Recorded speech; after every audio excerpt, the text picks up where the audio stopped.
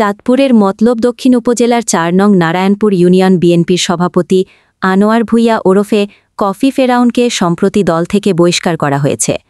তার বিরুদ্ধে দলীয় শৃঙ্খলা ভঙ্গ এবং সংগঠনের ভাবমূর্তি ক্ষুণ্ণ করার অভিযোগ রয়েছে। তবে সম্প্রতি কিছু নারী ও যুবকদের নিয়ে লাইভ প্রচার এবং স্থানীয়ভাবে মিছিলের মাধ্যমে আনোয়ার ভূঁইয়াকে পুনরায় দলে ফিরিয়ে আনার দাবি উঠেছে।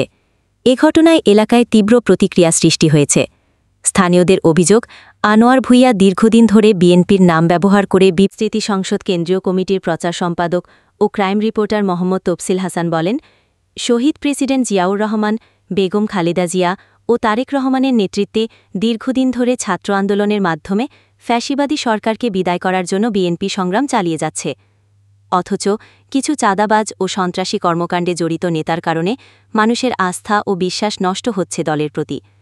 তাই এ ধরনের বিতর্কিত ব্যক্তিদের দলে না রেখে দলের জন্য উত্তম মনে